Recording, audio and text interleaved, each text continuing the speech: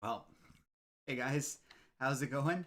My name is Arden, and today we're talking about Batman Three Jokers number three. I'm laughing because, I don't know, I just know we're in for a bit of a ride here. Remember, these reviews are subjective, and everyone's entitled to their own opinion and stuff because, uh, well, I like this book better than the other two, but overall, uh, issue number three really confirms stuff I've been saying in the first two books. I know I'm streaming cell phone. You don't have to beep to tell me. God, sorry. Gonna be one of those days. um, but hey, the mic's on, so you can hear me, so that's good. Anyways, the the thing about this series is I've pretty much from issue one. We've known from the beginning it's only 3 issues long.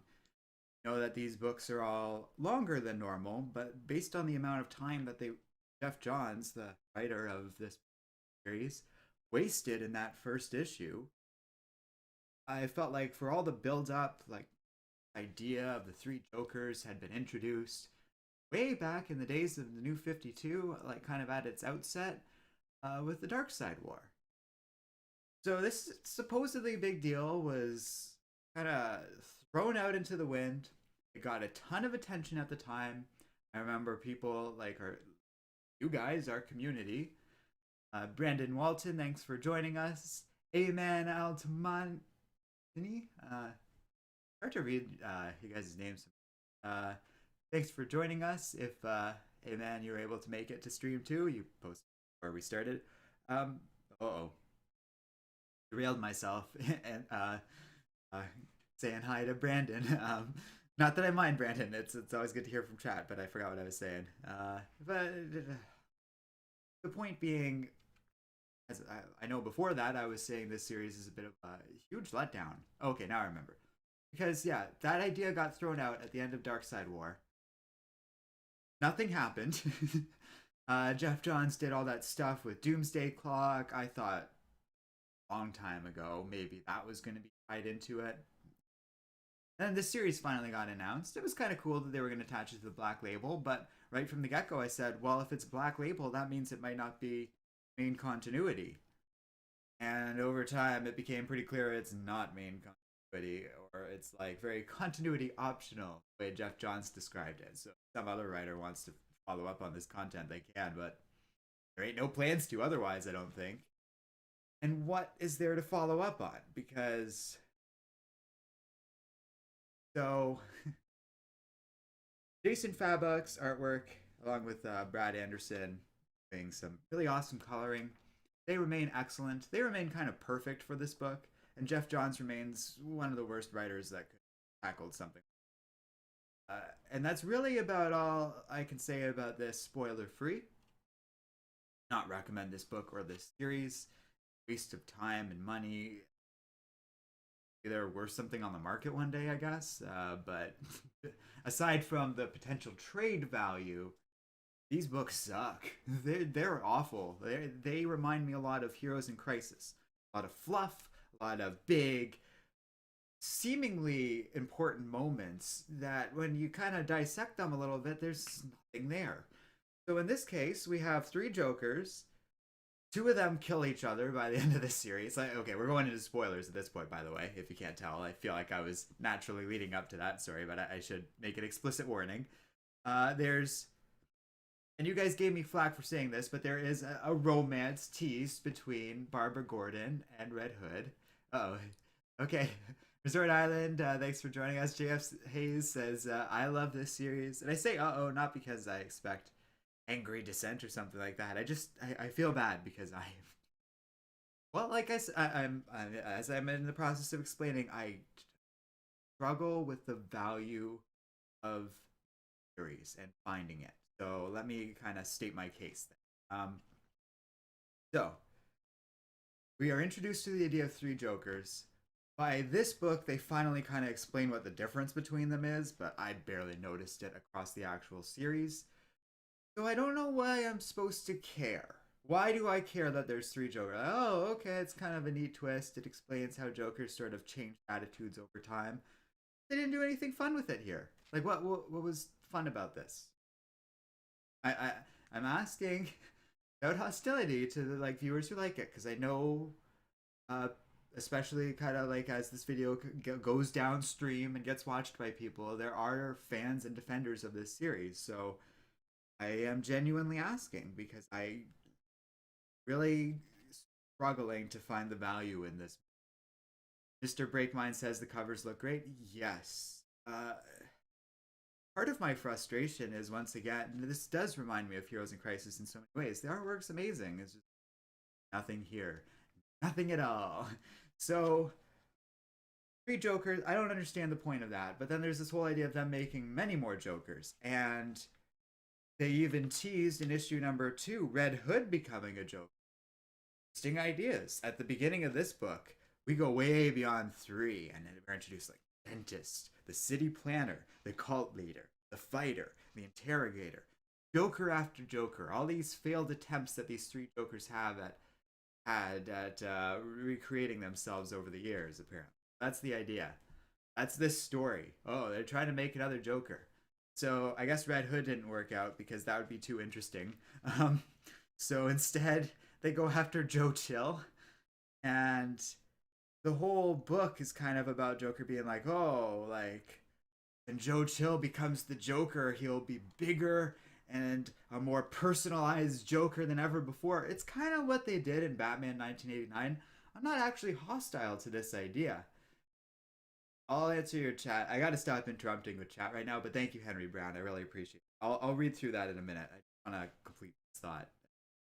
So, okay, Joe Chill might be the new Joker. And the way they're kind of setting things up in this book, like, you know, they go to Ace Chemicals because this book lacks originality. And there's this big confrontation, but the whole building gets on fire. Again, it looks awesome. It turns into this virtual hellscape of some kind. And it really seems like the Jokers are willing to die on the edge of this cliff, careening Joe Chill into a vat of chemicals in the hopes of creating a newer, better Joker. And then that doesn't really work out. The second Joker gets killed by the third Joker, who's like, "Aha! I am the survivor. I surrender." That's literally what he does. And he just starts laughing, and he says, like, "I wanted you to heal from the..." Like, later, he's sitting down with Batman. And I like this scene. Okay, so like I said, I like issue 3 more than other stuff, but I do like this a little bit. He's like, "I wanted to heal your wounds and your childhood trauma so that it can all be about me. I want to be your trauma. I want to be the big focus and drive for you to do what you do." There's something there. It's kind of interesting. But then the story ends. And again, like, it's like, did we really need years of, like, little cookie crumb hints along the way for this 3-issue series to do all that? What the hell was the point of all of that? Joker War had way more interesting ideas about the Joker, and even that was like just okay. And then in an interesting moment, and this is, I was saying earlier, people gave me flack for calling the kiss between Barbara and Jason like a romance, but it was pretty clearly a romance plot. And this story ends with Jason writing a pretty touching letter to Barbara saying that he loves her. Jeff Johns is not a good romance writer. It's like, where did that come from? And like, he wants to give this a chance. He's willing to even give up the Red Hood. And then in a dramatic little twist, in a moment I kind of even like, the note falls off of the door, like Barbara's door that he leaves it taped to, and some janitor sweeps it up. Barbara never even sees the letter. Yeah, an interesting little twist on it, but pretty old hat too. So nothing's changed in terms of Barbara Gordon or Jason Todd or these Jokers. The point of the 3 Jokers, I guess, is to just better explain their past, which I find so meaningless. But there are cool covers. Point 1 for 3 Jokers, and there are points along the way. Like, this isn't a valueless series, but well, like, this story is just awful, and It's just one of those. It reminds me so much of an event comic where you have beautiful, brilliant artwork, kind of really showing the Joker way. Well, Jokers in a cool way. Uh, all these interesting covers and really cool stuff with like Batman and Red Hood and like Barbara Gordon getting to do cool things. And the writing is this pathetic melodrama where Jason kills someone and Batman can't do that, but he won't turn him in, and then it's implied, oh well, Batman won't do that because it will expose his secret identity. I found it so exhausting, and it's just this rough mismatch between quality, excellent artwork, and a story I and I like you there's nothing you shouldn't feel bad for liking it. But just as someone who's written stuff a lot in the past, had a lot of comics and reviewed them for years now, all I can tell you is I found this bitterly disappointing, to the point where I am comfortable naming this series among the worst of anything I read or reviewed for this channel in 2020. All right, I've said my piece, but there's been a few things in chat. We'll get to the one soon, but Ravathiel says, it's not bad, but the fact it was 3 issues and the whole thing started way back in Darkseid War, why did we wait all these years for nothing? Well, I think that is my central thesis for this story. I think if this was just some random black label book that just came out of nowhere, I'd probably be less disappointed by it. If this came out 4 years ago, like a year or two after the Darkseid War, I'd be less disappointed by it. Like all these things that just don't add up to me, and I don't have an explanation. You have a good question there. Henry Brown says, would it be better as a motion comic? And he also donated $2 in the process, so thank you very much. I saw your comment earlier, and I've had a little bit of time to think about it since I read it, and my initial instinct was maybe, but I think this is actually a strong candidate for not a motion comic, but a full-blown animated adaptation. A pretty strange sentiment for me to say in something that I fundamentally did not like, but a movie is way longer than the explicit content in these 3 relatively short books. So they would need to expand things and add to things, like they had to do with The Killing Joke. Now that basically ruined The Killing Joke, but an animated movie would allow for like them to really kind of expand on this story, maybe make it have a little bit of a point, maybe rework some of the crummier interpersonal dialogue stuff that Jeff Johns has never been that great at. And Jeff Johns has never been that great of this sort of writing for like darkness and doing some cool twist on the Joker. He's the kind of writer that is good at reimagining Green Lantern, or I enjoyed, I guess, his Teen Titans run. Stuff like that. A little more super. I don't want to say that. A little more. Like, he was so good at expanding the Green Lantern and creating a foundation that people could tell more stories on. That didn't happen here. And I've never really seen him do that with Batman. And I don't think Batman lies in his strengths. Where you could take a writer like Scott Snyder, who, I could say pros and cons about too. That writer, I feel, kind of specializes in Batman, but is a little weaker on other characters. Jeff Johns is much stronger on Green Lantern. I'll give him that. Or, Justice League, a good example of his strengths. Like, he's good at the more top-shelf superhero stuff. This thing needed a more experimental, interesting writer. I mentioned Scott Snyder. It wouldn't be my first choice, but he would do a better job than this story. But my choice would be like one of those Ice Cream Man writers I was talking about from before. Get someone who does like weird horror image. Let them run wild with something like this. There is no plan, because there clearly wasn't, for the 3 Jokers to have some sort of extraneous effect on future DC continuity, because I know a lot of you guys were hopeful for that. Then why not just get some rando to do it? Like, not rando, but some up-and-comer. Or, I just read some, here, I got that book right over here. So pull it up. Uh, Brandon Thomas. He recently did a little story for DC Metal. We'll talk about in a little bit, and he does a few other image books.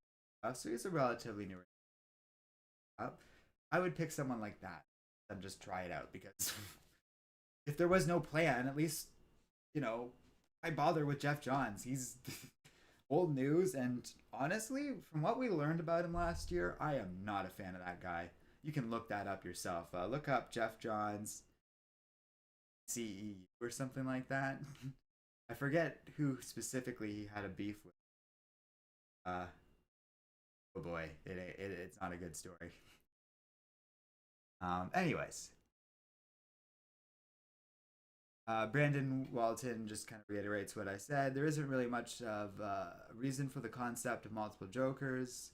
Jay Hayes says Red Hood got a lot more character development than I've ever seen or read in his own series. You know, they flirted a lot with Red Hood going in an interesting character direction, and I would give this series a ton of credit for that if I felt it was going to be followed up on in any way in the future. I would love for that to be the case. Like, if they, well, because they even walked away the note thing. If that note had actually gone through, in spite of this romance and Red, like Jason apparently falling in love with Barbara Gordon out of seemingly nowhere, it's actually kind of interesting of him being willing to give up being the Red Hood, changing himself for her. Like I said, there's little moments in this series that there's interesting things, but I want to reiterate, I truly don't believe any element of this followed up on going. You have to think about the larger climate at DC right now. We have people like Jeff Johns and Scott Snyder and Tom King kind of leaving mainstream superhero stuff for now, maybe forever, or like at least not their repeated time with DC. Bendis is apparently leaving Superman at some.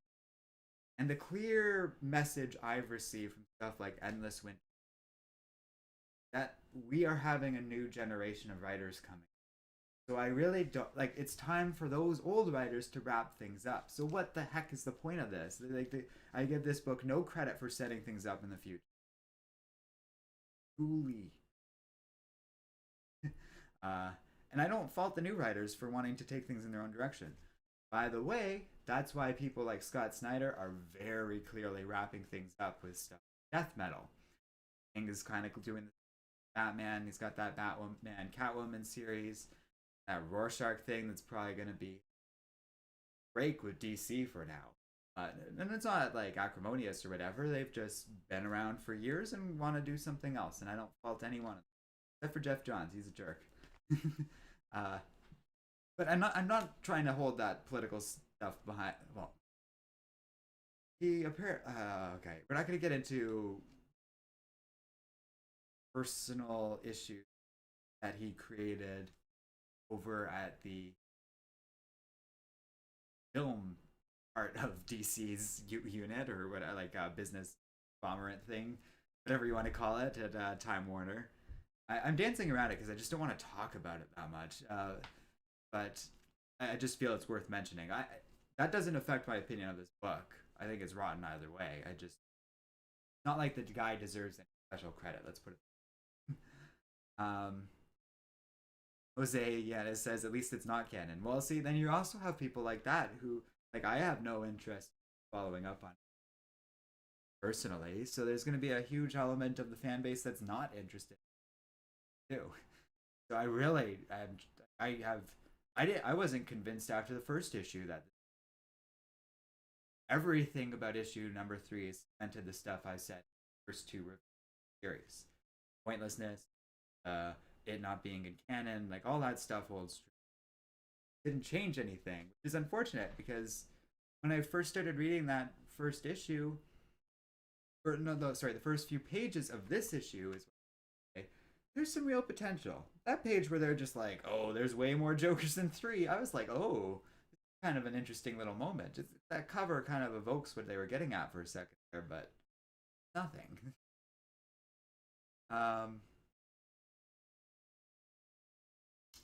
Okay. Hang on. I want to read that comment. Mr. Breakmind says basically it's the Clone Saga all over again. Good art, crummy story. Yep, pretty much. Paul Anderson says, greeting comics peeps. Thank you for joining us, Paul. Jose Yanis, oh, I already read that one. Brandon Walton said, the ending blew my mind. It made me think that I misinterpreted a lot of things. Well, that's a good point. I kind of skimmed over that part.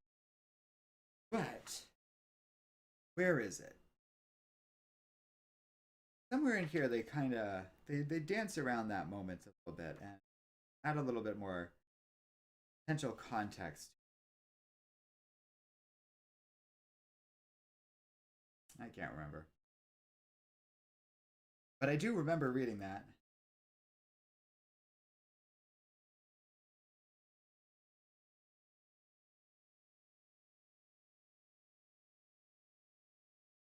Um, Sorry, I'm just skimming over the last little bit because I can't remember.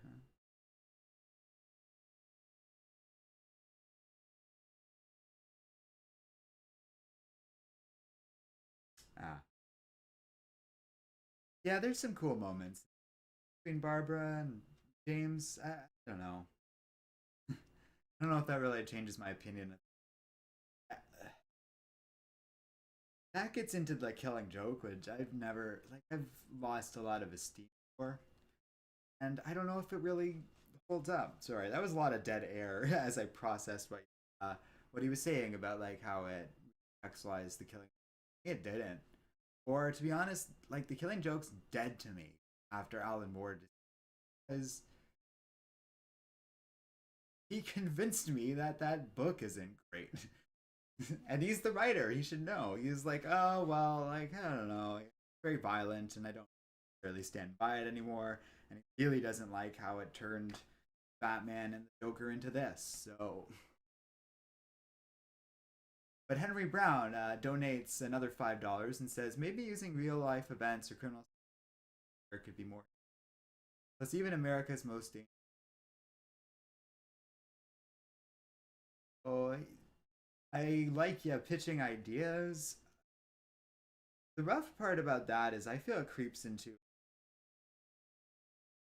There's a difference between doing fun true crime stuff and telling people's real life stories and kind of stealing them for, especially for a huge corporation. I would definitely be uh, like very much siding with victims and their families who might object to some. I get what you're saying, but the Joker is not the right character to do. Let's put it that way. When you said that, you reminded me actually of a horror story, Alt One, because they actually do play around with killer, use it to infuse it. But I would argue because you don't have a clown Batman, uh, there's a level of seriousness added to that show, even though that show can go wild, that makes it a little more understand. Like I think it's a little more sincere. If that makes sense. Well, I might skittily that into lag for a moment there. I'm getting weird messages from YouTube, but I don't know. Everything looks fine otherwise on my end, so I'm just gonna keep going. Never seen that before though.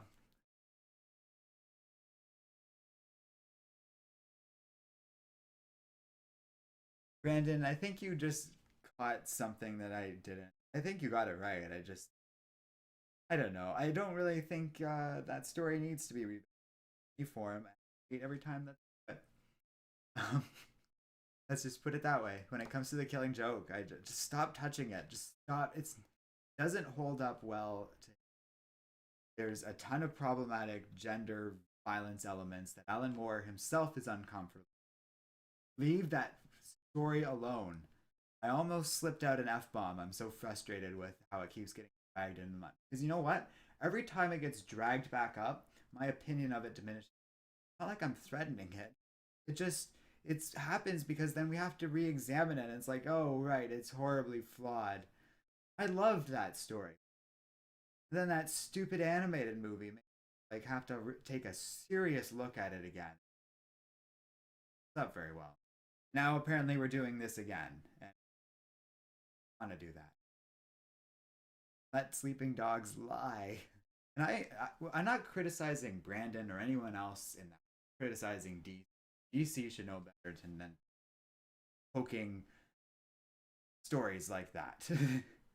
uh, they have their place in history. They have tremendous value, especially a book like that in the history of Batman as a character. And I would never want to get rid of it or anything like that. But it's like the Watchmen. Like, we don't need to keep revisiting the Watchmen. Y'all don't want me to review that Rorschach series, for example. I don't. I haven't looked at it yet. I really can't speak to it one way or another. I don't. I think it's for the best I steer clear of that. No one's asked me to yet, and hopefully, we had a Cat on from Comic Uno, and she had similar opinions about Tom King in that particular. So I suspect I will echo her opinion. Go watch her channel. I'm sure she reviewed it at some point. Uh, there. uh, Paul says, anyone remember the Joker virus storyline? I do. I was hoping there were Paul says, I was hoping there were people who weren't cured or slipped through the cracks. Sure. There's a ton of interesting ways to do this. The idea of a lot of Jokers that was teased at the beginning of, like I said, is the one moment where I was like, oh, damn, if this story gets good in the last issue, I'm going to eat a lot of crow. But it did not. And not in my opinion. Yeah, there's so many little interesting things. I think Snyder's idea of Joker being immortal clown older than Gotham City itself is way more interesting. I want to see that idea explore. I kind of think Snyder had the right instincts to kind of pitter patter little hints, but never really explore it much more than that. Let people's imaginations run wild. Hint, hint. But I really think that's a more interesting idea. But again, kind of use that as a background. Play around with it. Let the Joker have these plans where it's like, oh God, you would have needed to have been planning this for decades to pull this. Like, Dionysium's crazy stuff. And leave it at that. That would be fun. Jose Yanez, I don't know what this comment has to do with this particular story, but he says they should do a DCEU Batman Beyond. They should make a Batman Beyond live action movie, and it should have been like, I have nothing against Robert Pattinson being Bruce Wayne, but how cool would it have been? Like people said when they first announced Robert Pattinson was going to be a Batman movie, Pattinson to be Terry McGinnis and Michael Keaton. That is a lost opportunity. The fact that they didn't do that, that slipped through their fingers, and they'll never be able to do that now. Because Keaton's going to eventually get too old, and Pattinson's eventually going to grow out of the Terry McGinnis age. Which is fine. It's just thing. They were like, it would have been so good. And I know Keaton is apparently gonna here's Batman again, so maybe there's still time, but I feel like that's more of a plan for him to Flash movie. Flashpoint, I guess, or and who knows if that's even actually happen at this point. I have extreme skepticism there. Still haven't seen Wonder Woman, by the way, before anyone asks. Paul says that would be too good. They'd destroy it in reference to Batman Beyond. You know, just because DCAU has a terrible, terrible track record so far doesn't mean they always will. That James Gunn Suicide Squad movie has no reason to be bad. I remain optimistic about it. Mikey says, so much wasted potential, which feels like the whole story of Rebirth by the end. Honestly, yeah. As much as I enjoyed Rebirth for the ride it is, all that Doom Clock Watchmen stuff turned out to be pointless. This is why I am not at all charitable towards Jeff Johns these days. All of that stuff, like, what was the point of it?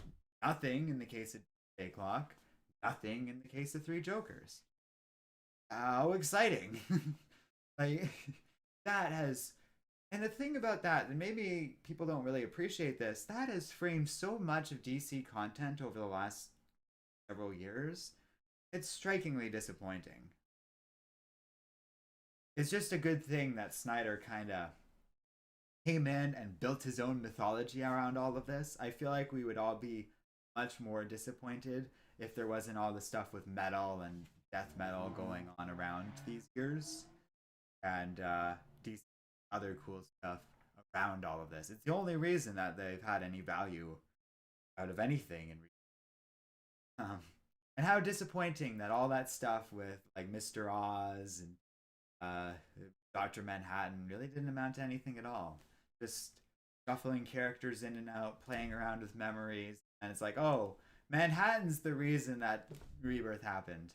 That's it. That was the big revelation of Doomsday Clock. And then he leaves, goes off to another his home planet.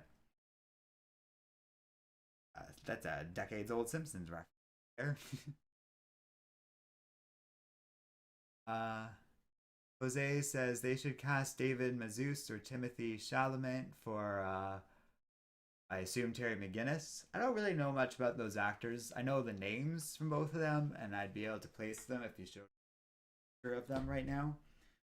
But, you know, it's not like Robert Pattinson's the only person out there who could play Terry. He's just like one of my top choices, to be honest. I just think he kind of looks the part, and I think he could do it very, like, he perform it very interestingly. I still think he's going to be a very cool Batman, but I just it's just it could have been great. Hikro says, being that it's not canon, why was Three Jokers 2 alluded to multiple?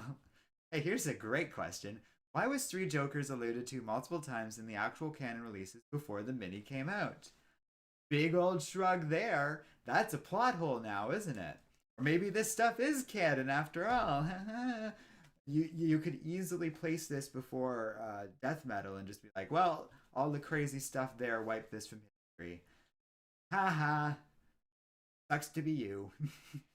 We know that Joker War takes place for death metal, or I think it's explicitly stated in the timeline somewhere.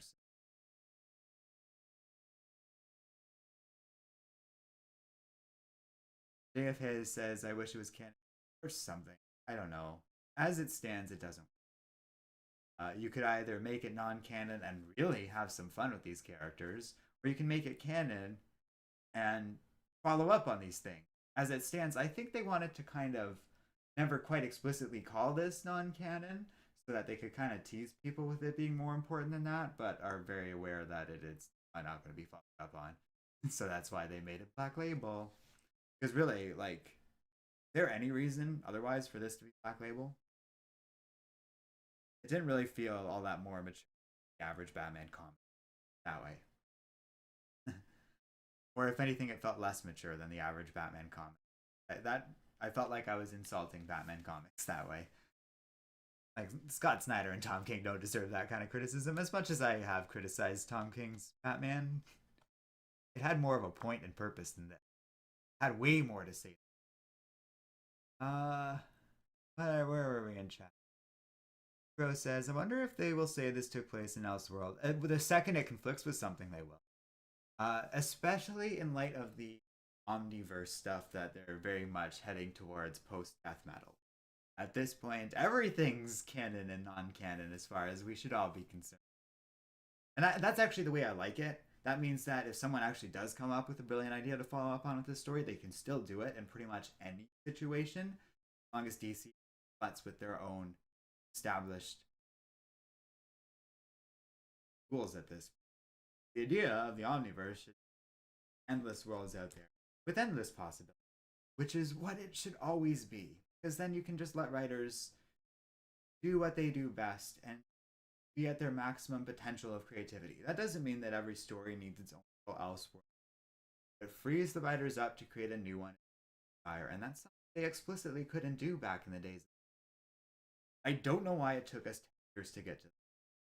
Dragged out so much. That is a waste of everyone's time, but it's long overdue. Right direction for DC. but that has nothing to do. That's Scott Snyder. um, Jose says, "You like the Titans show, not the animated show, the other TV." Okay, out of the three teen, well, I'm talking about this, but out of the three Teen Titans shows, I like. Actually, you know what? I liked the first original animated show. I am completely neutral towards Teen Titans Go, and I like only the first season of Titans live action series, and honestly was so thoroughly disappointed and bored by the second season. Although that episode with Superboy and Crypto was amazing. Um, One episode I liked out of the whole thing. Brandon Walton says, "I won't be touching that Rorschach series either. I'm with you on that." Yeah, why? It feels like it's just Tom King, same thing over. It was interesting, like the first two times he did it with Vision, Miracle. Started to really catch on. Like it started to feel like a real pattern with Strange Adventures. So I have no interest in Park on any level. Uh, I think I'm pronouncing that name wrong. I tend to naturally pronounce that name. Rorschach. He says, I read the, or JF Hayes says, I read the Rorschach issues. It's actually not bad. It was actually good and interesting. So, hey, that's great, man. Said, I don't think you want me to louder, please. Sure, I can turn up your gain. Way low. I mean, you can always turn up your volume. But that is louder now. Should be louder. The reason it's kind of low is because it picks up a lot more background stuff the louder it is. But and usually it sounds pretty good to me. Although YouTube has been giving me weird audio messages this time, so maybe that has something to do. This has only been 37 minutes? Okay. I feel like I've been talking forever. That's good. That means that I'm not drawing this out to oblivion. Just some guy with a mustache says, in the world where death metal exists, I could say that the Three Jokers isn't the worst thing. That's an interesting opinion. And that kind of gets into the subjectivity of it all, because I feel the opposite. Let's just put it that way. Jose Yanez says, my first encounter with the Joker was in Dark Knight. The movie? If so, that's cool. Picaro says, your volume is going out every minute or so, still watchable, just miss it every now and then. Yeah, it seems to be YouTube finally caught up with us. Oh, well, and now it's going back to normal. Seems like after I go for a little while, like streaming, YouTube's like audio buffering breaks down or something like that. Because the mic doesn't change and my audio levels don't. But that happens every once in a while. I get these weird messages from YouTube saying like, oh, your audio's all weird. And then you guys start getting that. I don't know. But, and then usually I rewatch it and it sounds okay to me, so it's hard to tell. Mr. DC Comics says, Dan Didio was jealous of Jeff Johns' talent, that's why Doomsday Clock was delayed, Rebirth was changed, and Dark Knight Metal told the same story. Doomsday Clock. That's interesting if true. I would need a source to say that. I don't skeptical you specifically, Mr. DC. I just, people love to fault Didio for things. But, I don't know. I think you're giving Jeff Johns too much credit in that story. Unless you have, like, an explicit quote from people.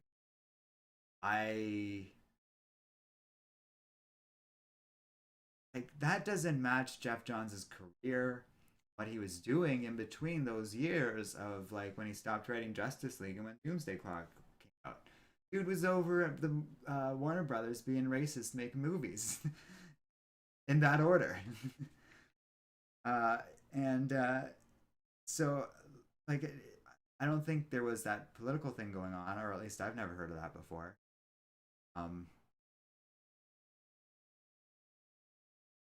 Jose says, or Rich Frank says, Future State is Elseworld. Yeah, but I think it is a way to kind of showcase talent, is what. Not so much that it's the explicit future of DC. People keep kind of mistaking it for that. Like the books are saying, like, oh yeah, we're gonna have a new Batman. We're gonna have all these new characters. We're gonna have this crazy timeline now. It's like, no, this is a one-off little adventure to kind of showcase the changing of the guard a little bit. I got some future state books sitting here to review in the future.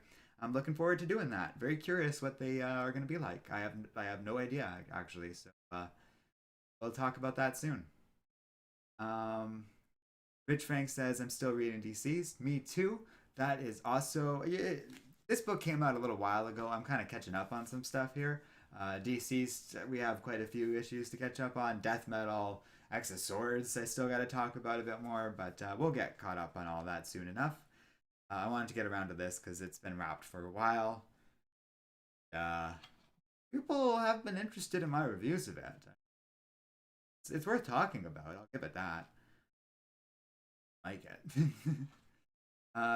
Just some guy with a mustache says, "Don't get me wrong, death metal is fun, and Snyder is trying." Hey, you know what? That's a much more charitable criticism than I've heard other people that don't like death metal. I fault nobody for disliking death metal. I'm kind of at the point. Part of the reason why we haven't reviewed it in a while is I needed a break. I had to stop. I canceled my Justice League tie-in books because I was getting sick of it. It took me a little while to read through the latest batch of them because at a certain point it was too much. I liked that story. I think it has so many cool ideas worth like even following up on in the future. I love all the I love all the wild and different characters introduced throughout death metal, and again, I hope some of them turn up in the future. But and it's a great swan song for Scott Snyder. I feel that showcases his talents. I almost called him Zack Snyder. They are not similar creators, but they have a similar. They have the same last name. Rich Frank says, "I'm caught up to Dead Planet 6. So I have 5 and 6 to review. I haven't actually read them yet, so I can't really speak to that. But you'll find out my thoughts in the future." Just some guy with mustache says, "Maybe my absolute seething hatred for the Batman Who Laughs in Perpetua and the Batum and the Batrocidus and the Bat City Zod is clouding my overall judgment of the series." Sorry, I was laughing throughout that because all I could think when reading that was like, yeah, well, if you hate all of those characters, whew, that's not the story for you. It's also very domineering. Like, you can't escape it, right? Everywhere across DC right now, and it's been going on for months. So I get people's frustration with it.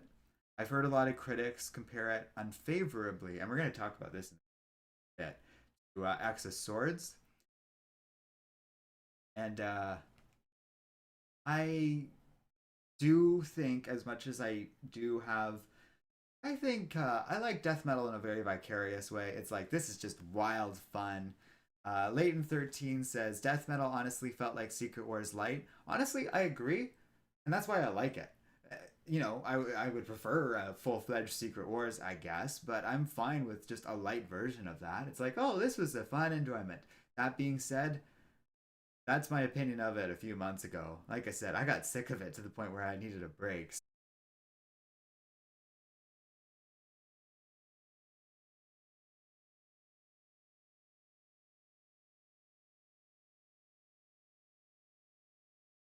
Aha.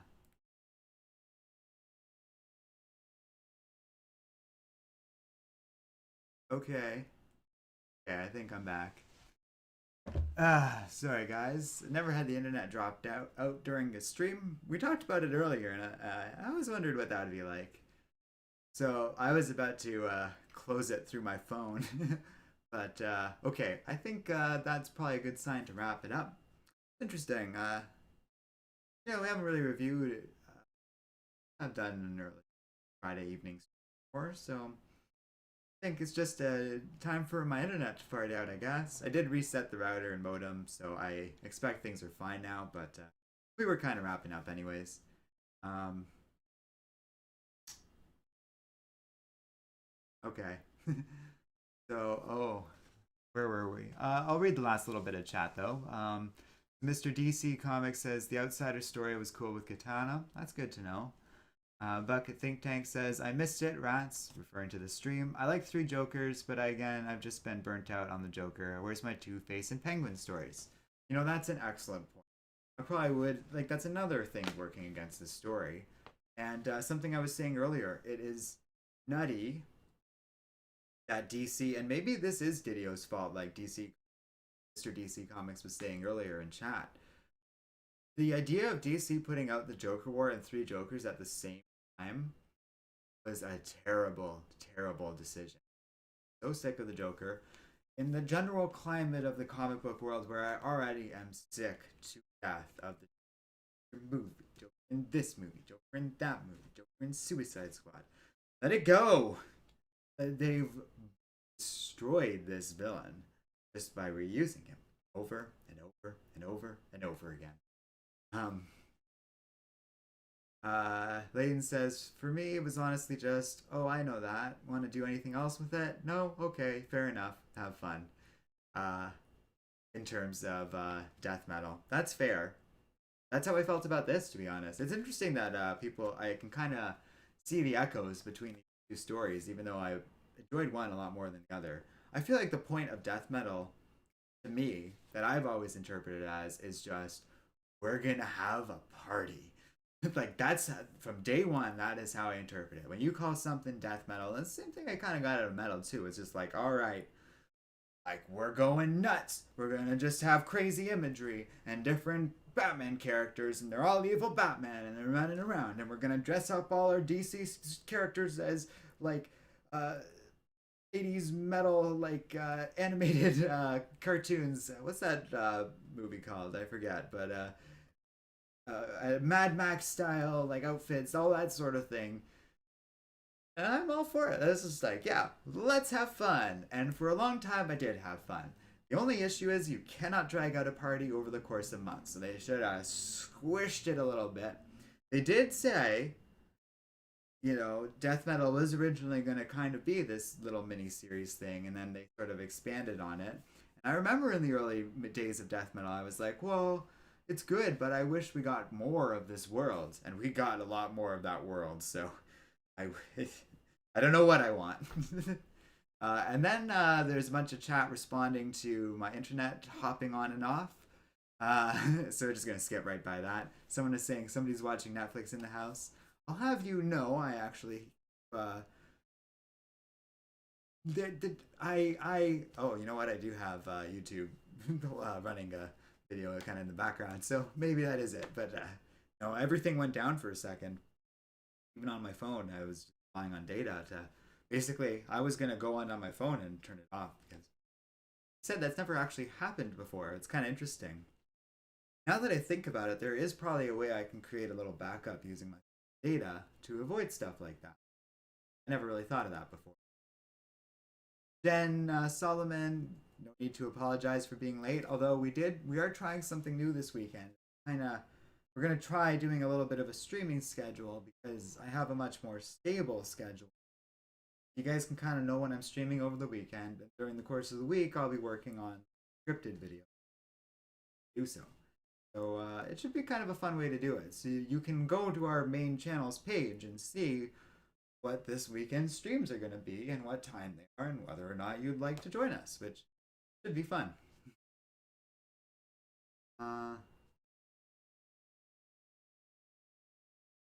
Picaro says, I need someone to make the end of death metal make sense to me.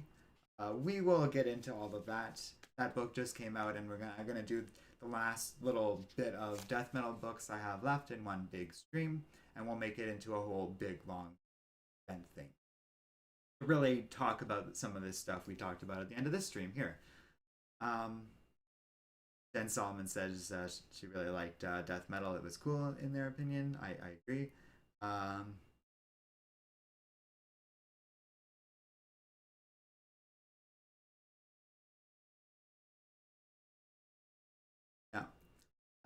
Okay, so I was just reading through chat to see if there's anything else anyone had to say. Rich Frank says picked up that beautiful Oko sketch. I'm not sure what he's trying to say there, but and I love her art. You know, I will just say it's always good to get prints and stuff. I do have some new artwork to hang in the background at some point. No time for anything. As I was saying before, the first horrible disconnection that happened, the holidays were a little rough, just in terms of my schedule and stuff like that. So I've been slowly clawing my way back into having a normal life again. And part of that is hanging up some of the cool artwork I got for the holidays, catching up on some old books, and we're just slowly kind of getting back into the rhythm of things. Things are good. I'm in a good place now. I started my a new permanent, excellent position for me that I'm very happy with at the moment. So hopefully that will be maintained for a while at least, and that work well what we're doing here. Put it that way. Oh, Rich, thanks. He's referring to Something is Killing the Children. I got you. Okay, that's a cool looking series I have not read yet, but have been. I think I have it somewhere, just in like digital form. Or been eyeing it for a while though. It looks cool. I just a million books I want. Yeah, that artwork is awesome. Sorry, I didn't catch your reference there. Obvious reasons, but that book looks awesome. That's one that I kind of the next few streams we'll be talking about some of my favorite and least favorite stuff of the year.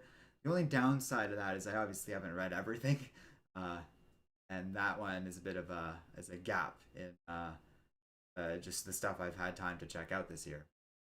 But I, I'm just gonna softly state my interest in it.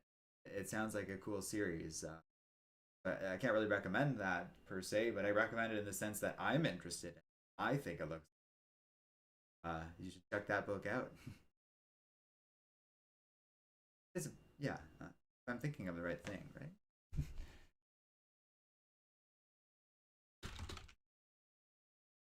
I think I was eyeing the solicitation. Just couldn't get a hold of that. Oh yeah, Boom Studios. I couldn't get a hold of the first book, so I was waiting around for the trade, and then got it on sale or something like that. It looks excellent. I can't wait to read it. Okay, so we're talking about so many other books at this point, but thank you for joining me, everybody. Sorry for some of the weird stuff that went down this stream. I got no explanation for anything. Although, to be honest, the mic thing might even be a little farther back than I usually am. Um, but anyways, it's just been a big day. So we'll leave it at that. But tomorrow I'm gonna be checking out some more of that Avengers game, and then the day after that we got more comics to review. So hopefully we'll see more y'all around this weekend. And until that next time, have a good one.